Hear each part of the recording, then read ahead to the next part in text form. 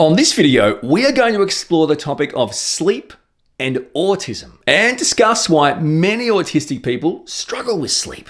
So let's go.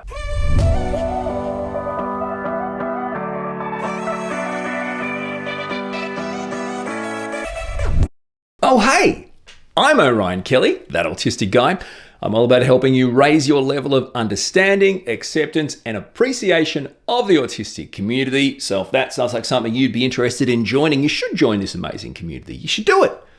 Our YouTube channel, please come and say hey.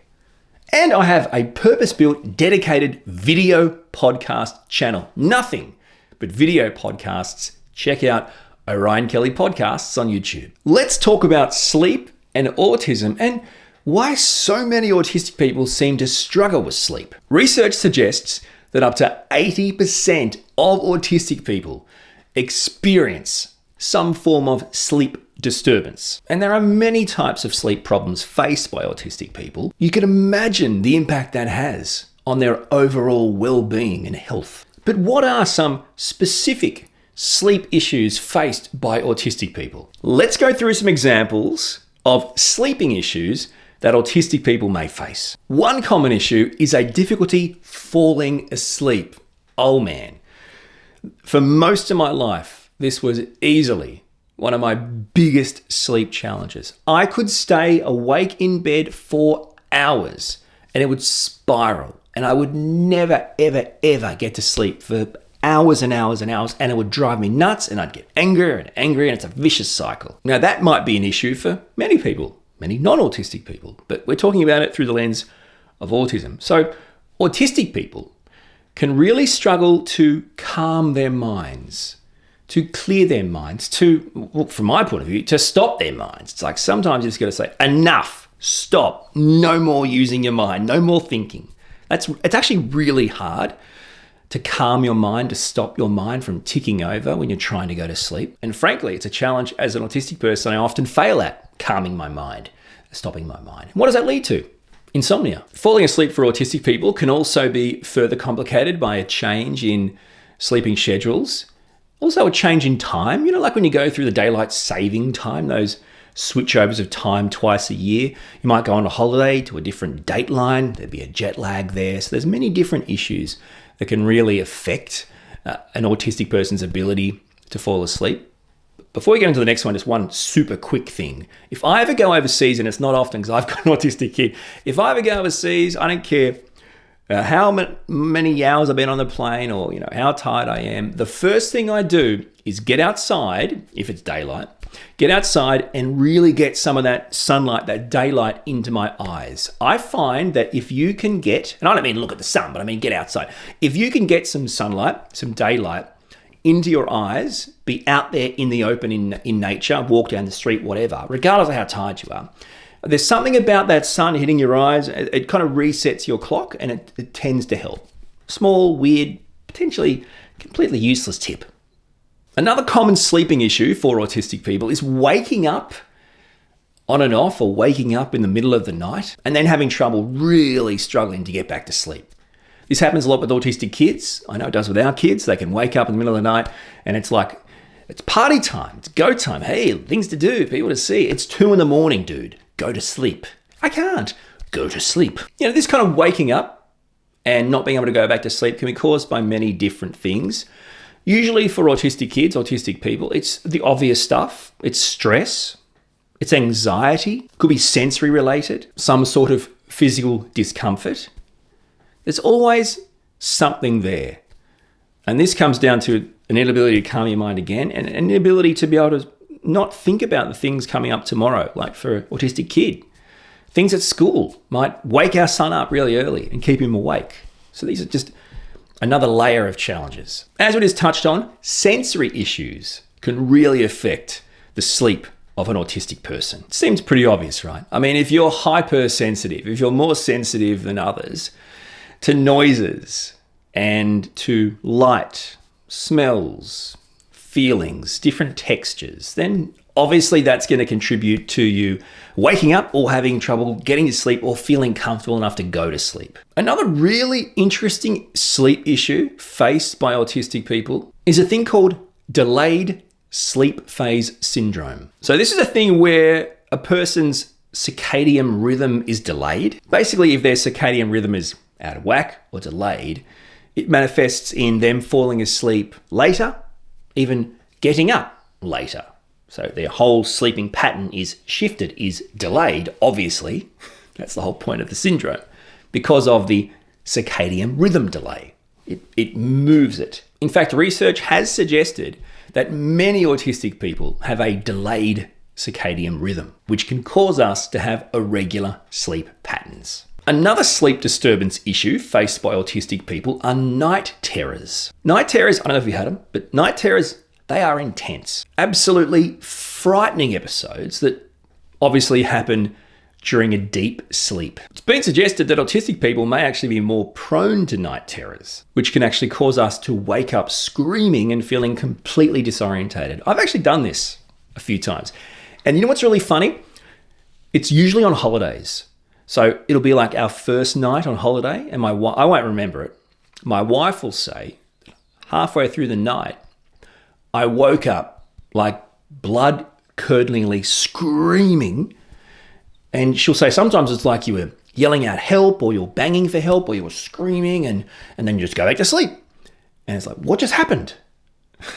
Other times on holidays, I'll literally wake up, or if I'm at someone else's house, I'll literally wake up in the middle of the night and I will have no idea where I am, what time of day or night it is, why I'm here. Like you wake up in a black hole and you don't realize, oh, okay, I'm sleeping here tonight or whatever. So, and maybe it's because being on holidays or being out of your comfort zone, your safe zone for an autistic person is stressful. And that stress, probably triggers these types of night terrors. And they're horrible to go through, but not uncommon for autistic people. This next sleeping issue for autistic people is really, really annoying. I experience it. My autistic son experiences it. It's horrible. It's restless leg syndrome. In basic terms, restless leg syndrome is a condition where you just feel this bizarre sensation, almost this agitation through your body. And when I say body, usually I mean legs, clearly restless legs. And that is absolutely right. But it can manifest in other places. For me, I've experienced this badly. And it's hard to explain, but this restless leg feeling, it really is like there's just ants crawling on the inside of your legs, and no matter what you do, you will not be able to relax. You will not be comfortable. You will not go to sleep. I used to get this all the time. My son gets it from time to time. I find the best way to try and navigate this is, number one, you got to be hydrated. You got to stay hydrated. You got to drink, and I don't mean juice, and I mean you got to drink lots of water. There's mineral good stuff in water, right? The kind of stuff your body needs.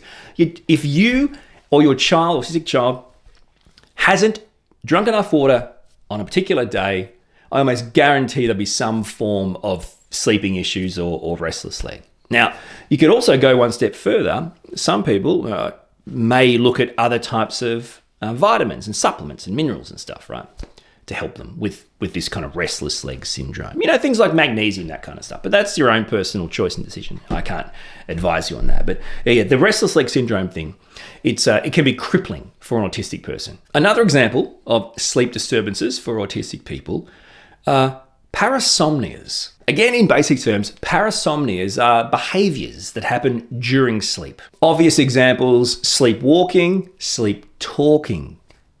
I'm more of a sleep talker than a sleepwalker. And like restless leg syndrome and some other things we talked about, night terrors, this type of disturbance seems to be, again, quite common amongst autistic people. Here's an interesting example of sleep disturbances faced by autistic people for you: bruxism. Bruxism basically is a condition where a person grinds their teeth while they're sleeping. You may already go, wow, man, this is me, or this is my partner or my child. Yeah, well, actually, it's quite common amongst autistic people, again, because of heightened levels of anxiety and stress and sensory processing issues, these types of things. The last example I want to give you before I get onto some really fascinating, incredible, brand new research into autism and sleep that you really want to hear about, trust me, is co-sleeping. Okay, so this final example of sleeping difficulties for autistic people is around co-sleeping. This is really interesting.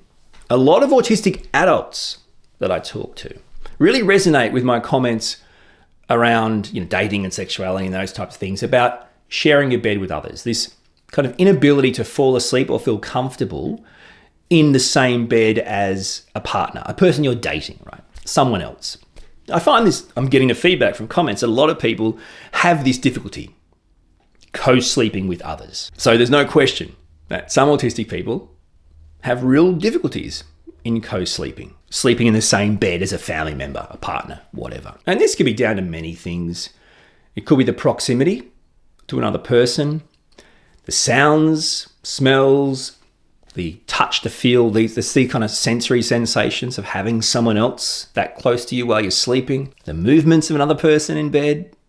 I've also found, though, conversely, and this might be more apparent for autistic kids, which is really ironic, that autistic kids, they can actually have difficulty going to sleep or sleeping without someone in the bed with them. As in, you may have an autistic child, and as their parent, you may be seemingly forced to not read them a book at the side of their bed and then leave. You may be feel like it's required for them to go to sleep or to even go to bed. You've got to physically get in bed with them, as in they want you under the sheets, under the blankets, laying down on a pillow, physically reading a book in bed, and then physically going to sleep with them. And then you have this issue of having to sneak out once they go to sleep. This is very common for autistic parents that have autistic kids, or just parents with autistic kids. We have to do this. So co-sleeping difficulties goes both ways. And again, it's a really big disturbance for autistic people. I've got some new research I really want to share with you, but I don't want to screw it up, so I'm going to read it off this bit of paper, okay? This is, in my opinion, really amazing and fascinating new research into sleep and autism. All right, so it's research done from Meta Research and the University of Queensland. Now, they've found that fat molecules called lipids, is that what they are? They actually may play a role in sleep disturbances in autistic people. Now, they specifically focus their research on autistic kids and neurotypical kids. So technically they're talking about autistic kids, but clearly you don't grow out of autism. All right, so the findings, they were published in the Journal of Nature Medicine. Now, autism, according to the research, is associated with differences in lipid metabolism, which is the way our body processes fats. So this is interesting. Now, the research investigated a panel of nearly 800 different fats in the blood plasma of 765 kids. Included amongst that 765 kids was 485 autistic kids. And it was identified a potential link, this is where it's fascinating, between reduced levels of certain long-chain polyunsaturated fatty acids and poor sleep. Huh? This is insane, man.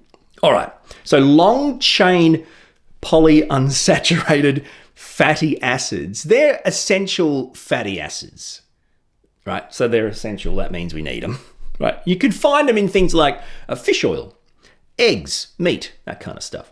Now they play, this is the research, they play an important role in neurodevelopment, in metabolism, and immune function.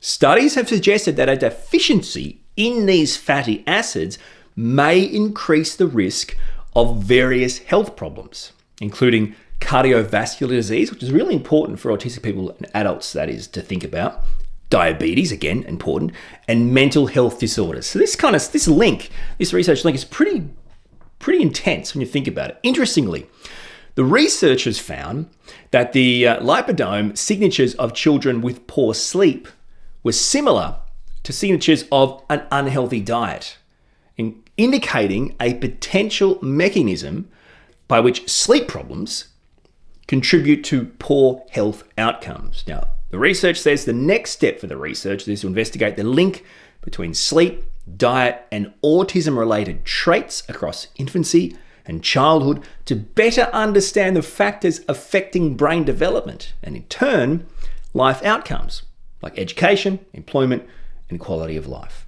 So I guess the key thing from the research is they conducted a study of 765 kids, 485 were autistic kids, and they identified a potential link between reduced levels of certain long-chain polyunsaturated fatty acids and poor sleep amongst those autistic kids. It's just, wow, fascinating. But okay, research, examples, let's get to some strategies. Clearly, sleep is essential for our physical and mental health. Essential for all people, not just autistic people. We all need a good night's sleep to function properly as human beings, right? Okay, well, how about we briefly talk about some strategies for autistic people who experience these types of sleep disturbances. The first and most obvious strategy, I reckon, is to establish a consistent bedtime. To be very clear about sleep hygiene. Why would autistic people be so based on routines and structures and plans and stability and dependability, but then not treat sleep like that? It's an interesting thought to think about. It might be confronting. It might be irrelevant. It's an interesting thought. I'm saying it should be. It should be as routine and structured as everything else in the autistic person's life. Why? Well, like other things, those structures and routine signal the brain, it's time to do my passion, my special interest now. It's time to have lunch now. It's time to do this now, right? And you provide that stability. It signals the brain, it's time to relax now. It's time to sleep now. It's time to get up now, right? So it works the same. Another potentially helpful strategy to overcome sleeping difficulties for autistic people is use sensory aids. Use things that you know are around. Do weighted blankets help you go to sleep? Do that kind of weight, that kind of hug, help you fall asleep or relax easier? You know, these are the kind of things you should look into. Now, we have these noise machines in our kids' rooms, just like a machine like the size of my hand. It plugs into a PowerPoint and it makes white noise and all other noises, right? There's like heartbeat and, you know, streams like water and crickets and animals. But we find the white noise, so it's called white noise, like, right? We find that on and very low, really low, really helps. So as a sleep aid, you might find that, you know, it's too quiet or it's too noisy. So, you know, those types of noise machines, white noise machines, can also be really helpful. I mean, we literally have them in both our kids' rooms. Not when they're babies, like still. The hope is these types of aids will calm the body and promote relaxation, which then will manifest into a good night's sleep. Another strategy you might want to give a try, which definitely is used by some autistic people, is things like aromatherapy. As someone really hypersensitive, so highly sensitive to smells, this doesn't really work for me. But some people really find things like lavender oil, those kind of scents in their room, whether it's a spray or a scent or whatever, aromatherapy of some kind, can really promote relaxation. So, hey, it's worth a try. Another key strategy could be simply using relaxation techniques. You might not think aromatherapy is for you, but maybe techniques are for you. And it can be meditation, mindfulness, but it can also be something just as simple as breathing exercises, slow breathing exercises, the kinds of give your body a chance to fully debrief. So, you know, you are slowly breathing in and slowly breathing out. And, you know, some people like to do it 6 seconds in, 6 seconds hold, 6 seconds out, as in you are breathing out over 6 seconds, breathing in. Does that make sense? In the end, all these techniques, whether it's yoga, meditation, whatever, they're all promoting a calmness of the mind, right? If you calm your mind, you calm your body. It promotes better sleep. Whatever strategy you try, understand that really at its core, it's about finding things that physically and mentally and emotionally help you relax and unwind and let go and calm yourself into like some sort of ballpark of I can go to sleep now. Now, if you excuse me, I'm off for a sleep. Sure, I might not go to sleep. What am I kidding myself? I'll go to sleep. I've got an autistic kid. I'll sleep like a baby, waking up every 1 to 2 hours, needing a change, hungry and thirsty. Let's move on. Hey, if you have any topics that you'd like me to cover in upcoming videos, let's put them in the comments below. That'd be amazing. Thank you so much for your support. I really do appreciate it. Honestly and truly, until my next video, thank you for watching, and we'll talk soon.